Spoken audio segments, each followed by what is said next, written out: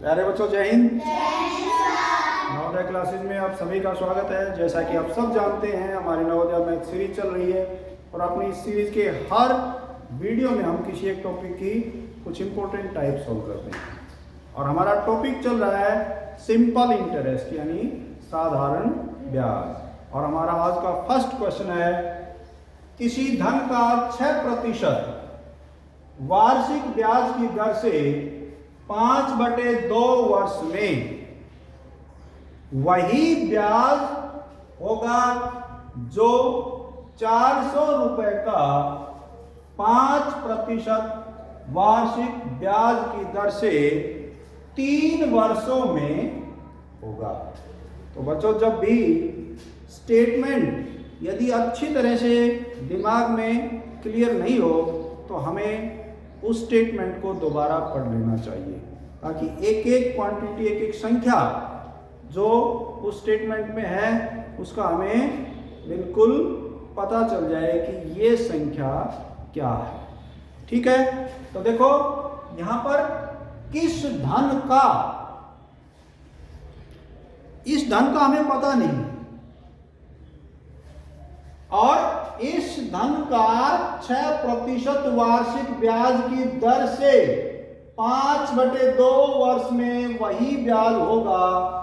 वही ब्याज होगा, यहां ये समझने की चीज है। इसका मतलब ये हुआ कि ये जो धन राशि है, ब्याज इसके ऊपर ही लगना है। तो हमें यहां ये समझना चाहिए कि जिस भी राशि के ऊपर, जिस भी धन राशि के ऊपर ब्याज लग रहा है, वह धन राशि क्या है?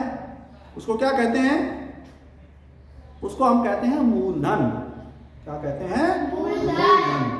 हमेशा ब्याज मूलधन पर ही लगता है।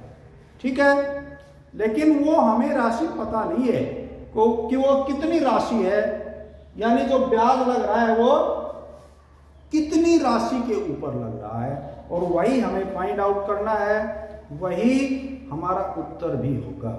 ठीक है, लेकिन यहां पर मूलधन हमारे पास दिया हुआ नहीं है, दर दी हुई है 6% वार्षिक, और ये क्या है हमारा 5/2, इससे आगे क्या है? वर्ष। इसका मतलब ये हमारा समय है। ठीक है, लेकिन ब्याज हमें नहीं पता कि कितना ब्याज लगेगा, लेकिन यहां पर उसने ये क्लियर किया है कि ब्याज उतना लगेगा जितना ब्याज इस राशि पर, इस दर से और इतने समय में जो ब्याज लगेगा, वही ब्याज इस धन राशि पर इतने दर से और इतने समय में लगेगा। इसका मतलब ये है कि जो पहला हमारा पार्ट है, इस क्वेश्चन में 2 पार्ट हैं। जो हमारा ऊपर का पार्ट है उसमें हमें मूलधन चाहिए, मूलधन हमें फाइंड आउट करना है। ठीक है, और यहां पर 2 क्वांटिटी हमारे पास दी हुई है। क्या? एक तो दर दी हुई है और एक समय दिया हुआ है। तो केवल दर और समय की सहायता से हम मूलधन नहीं निकाल सकते। मूलधन निकालने के लिए हमें क्या चाहिए? हमें साधारण ब्याज, समय और दर, ये 3 चीजें चाहिए, तब हम मूलधन ज्ञात कर सकते हैं। लेकिन यहां पर केवल दर और समय दिया हुआ है, ब्याज नहीं दिया हुआ, इसलिए ब्याज हम बिना ब्याज के हम मूलधन नहीं निकाल सकते। ठीक है, लेकिन यहां पर इसने एक कंडीशन रखी है कि ब्याज कितना होगा। संख्या नहीं बताई उसने कि इतना ब्याज होगा, लेकिन उसने ये बताया है कि वो ब्याज किसके बराबर होगा।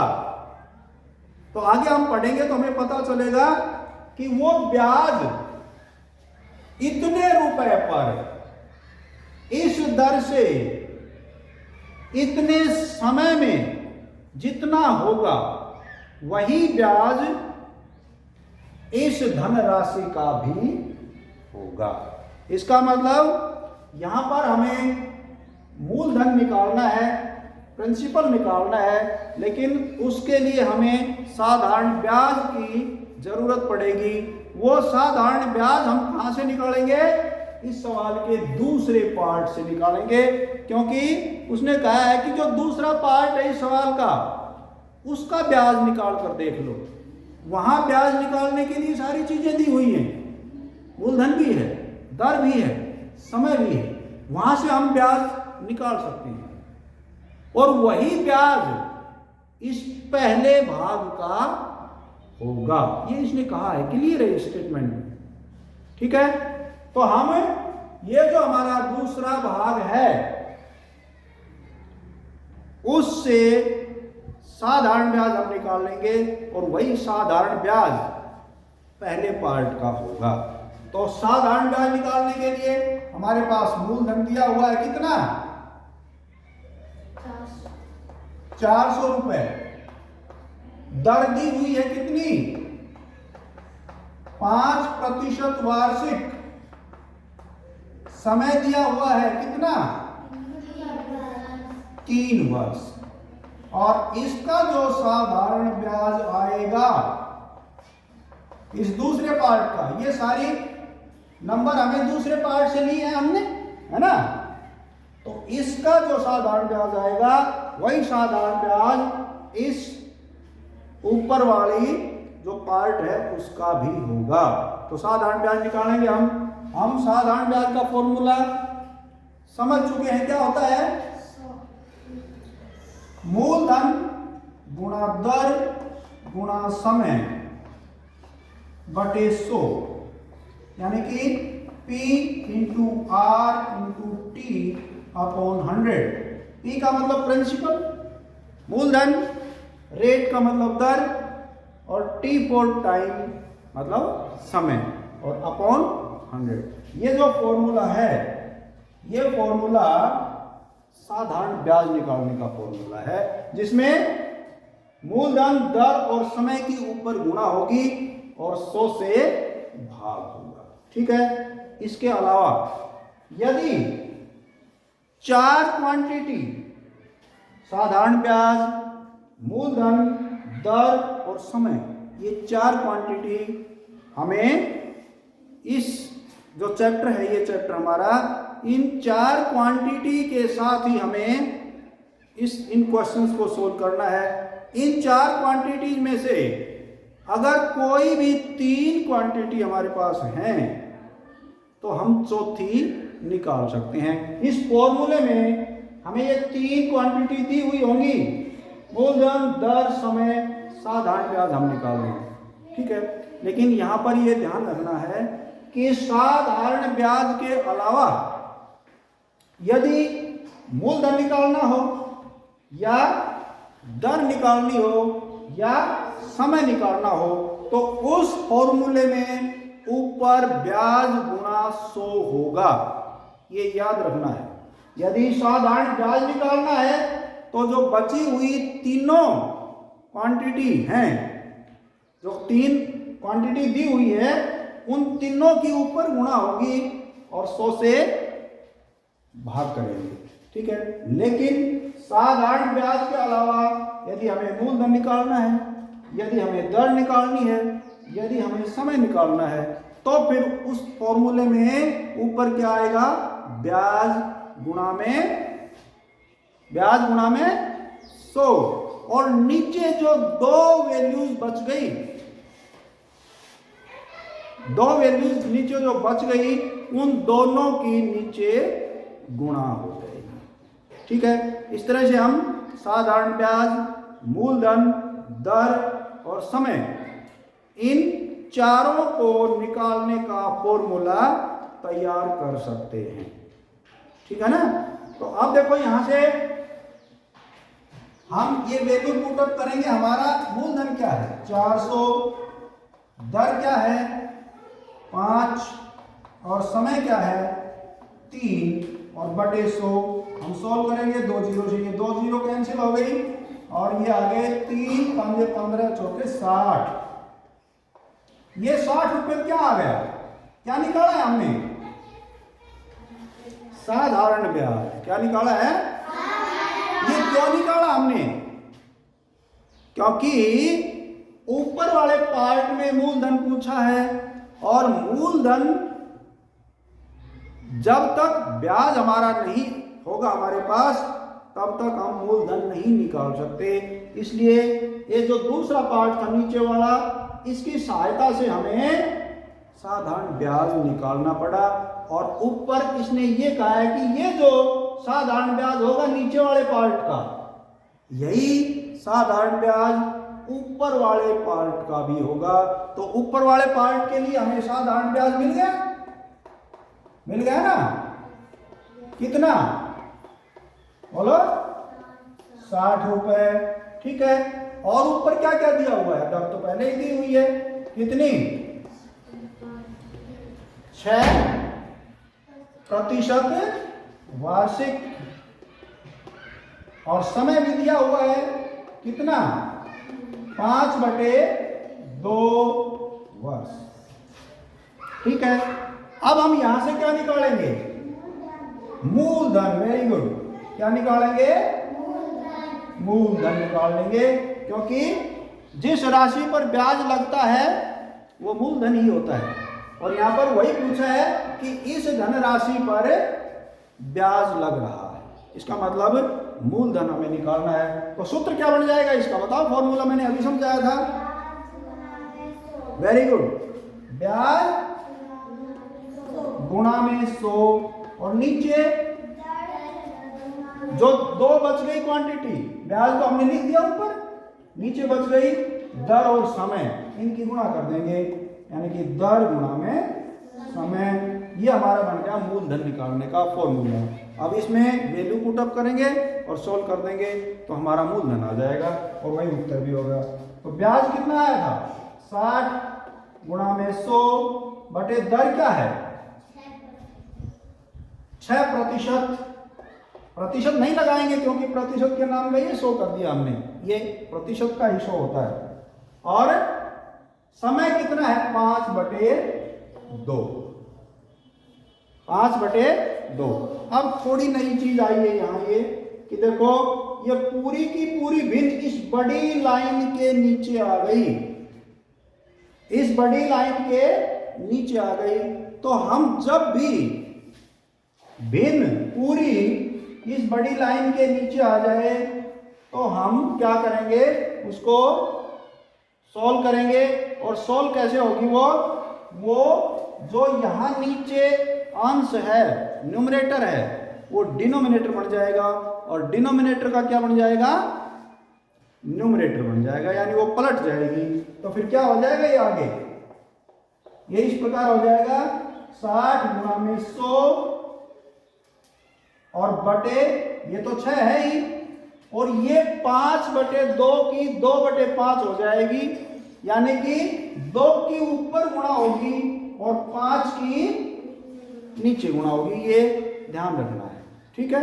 जब भी भिन्न इस बड़ी लाइन से नीचे आ जाए, यानी कि हम ये जो है ऊपर उसको इस पूरी भिन्न से भाग कर रहे हैं, ना कि हम किसी पूर्ण संख्या से, ठीक है। तो अब इसको सोल्व करेंगे तो क्या हो जाएगा, 6 से इसको काट देंगे 10, 5 से इसको काट देंगे 2 आ जाएगा, 2 की 100 की और 2 की जब गुणा करेंगे तो हमारा क्या आ जाएगा, यहाँ 400। और यही मूलधन होगा, यानी कि यही वह धन राशि होगी जिस पर 6% वार्षिक ब्याज की दर से 5/2 सालों में जो ब्याज होगा वो इसके बराबर होगा, ठीक है। तो हमारा इस क्वेश्चन का आंसर क्या होगा, 400, ठीक है। समझ में आ गया। तो नेक्स्ट देखो, नेक्स्ट क्वेश्चन है 8,000 रुपए का 4% वार्षिक ब्याज की दर से 15 जुलाई 1999 से 26 सितंबर 1999 तक का साधारण ब्याज क्या होगा? बिल्कुल सिंपल सवाल है। थोड़ा सा इसने जो समय है उसको दूसरे रूप में दिया है, अलग फॉर्म में दे दिया। यानी उसमें ना तो उसने वर्ष बताई कि इतने वर्ष का ब्याज बताओ, ना उसने महीने बताए, ना उसने दिन बताए, लेकिन उसने 2 तारीखें बता दी कि इस तारीख से लेकर उस तारीख तक। यानी कि यदि कोई पैसे 8,000 रुपए 15 जुलाई 1999 को लेके आया ब्याज पर और 26 सितंबर 1999 तक के लिए लेके आया, तो फिर 4% वार्षिक दर से कितना साधारण ब्याज होगा? तो हम क्या करेंगे, जो ये समय है 15 जुलाई 1999 से 26 सितंबर 1999 तक कितने दिन बन गए वो हम काउंट कर लेंगे। ठीक है, तो यहां तो देखो इस राशि के ऊपर इंटरेस्ट लग रहा है ना, यही तो राशि वो लेके आया है कर्ज के रूप में। तो ये क्या हो जाएगा? 8,000 रुपए। ये हमारा मूलधन हो जाएगा, हमारा प्रिंसिपल हो जाएगा। तो हमारा मूलधन यहां है कितना? 8,000 रुपए। दर भी दी हुई है कितनी? 4% वार्षिक। अब यहां एक और इंपॉर्टेंट बात है, जब भी दर वार्षिक दी हुई हो तो ये जरूरी है कि हम समय के वर्ष बनाएंगे। यदि समय महीनों में है तो भी उसकी वर्ष बनाएंगे, यदि समय दिनों में है तो भी हम उसकी वर्ष जरूर बनाएंगे। ठीक है, इस चीज का ध्यान रखना है आपने। तो समय कितना है? समय देखो 15 जुलाई को पैसे लेकर आया है, वो साल तो वही है 1999 ही यहाँ है और 1999 ही, लेकिन महीना जिस दिन वो लेके आया वो 15 जुलाई का था। सॉरी, वो तारीख 15 जुलाई थी। ठीक है ना, महीना जुलाई का था और तारीख 15 थी। ठीक, तो हम देखेंगे कि 15 जुलाई 1999 से 26 सितंबर 1999 तक कितने दिन बने। तो जिस दिन वो लेके आया है पैसे उस दिन को हम छोड़ देंगे, नहीं गिनेंगे, नहीं जोड़ेंगे। तो आप बताओ जुलाई में कितने दिन बच गए? 15 को छोड़ दो, जुलाई में कितने दिन होते हैं? 31 दिन। और 15 को छोड़ दो तो कितने? 16, 17, 18, 19, 20, 21, 22, 23, 24, 25, 26, 27, 28, 29, 30, 31, 16 दिन। ये 16 दिन तो बच गए। 16 दिन तो किसके हो गए? जुलाई के। इसके बाद में फिर अगस्त आया, पूरे अगस्त उसने पैसे रखे। तो अगस्त में कितने दिन होते हैं? अगस्त में 31, ये जुड़ गए। और सितंबर में 26 सितंबर पूरा जैसे ही हुआ तो वो पैसे उसने लौटाए। इसका मतलब सितंबर के कितने दिन जोड़ दें? 26। तो ये दिन कितने हो गए टोटल? 6 और 1 7 और 6 13, 3 और 3 6 और 1 7, ये 73 दिन हो गए भाई समय हमारा। अब हमारे पास तीनों चीजें हैं, मूलधन दिया हुआ है, दर दिया हुआ है और समय भी दिया हुआ है, लेकिन वो दिनों में दिया हुआ है। लेकिन यहाँ ये चीज ध्यान रहनी चाहिए कि जब दर हमारी वार्षिक है तो समय भी वर्ष में होना चाहिए।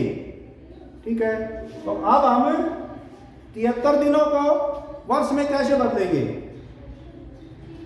73 दिनों को वर्ष में कैसे बदलेंगे? एक साल में 365 दिन होते हैं, तो 73 को 365 से भाग कर देंगे तो फिर क्या हो जाएगा? 73/365। आप देखो 365 से भाग कर दिया ना हमने, ये वर्ष बनाने के लिए किया है। लेकिन अब हम यहां पर क्या लिखेंगे? वर्ष लिखेंगे, ना कि दिन, क्योंकि जो 73 दिन थे उसके हमने साल बना दिए। अब तो साधारण ब्याज आसानी से निकाल सकते हैं। मूलधन गुणा दर गुणा समय। बटे 100 मूलधन हमारा क्या है? क्या है मूलधन?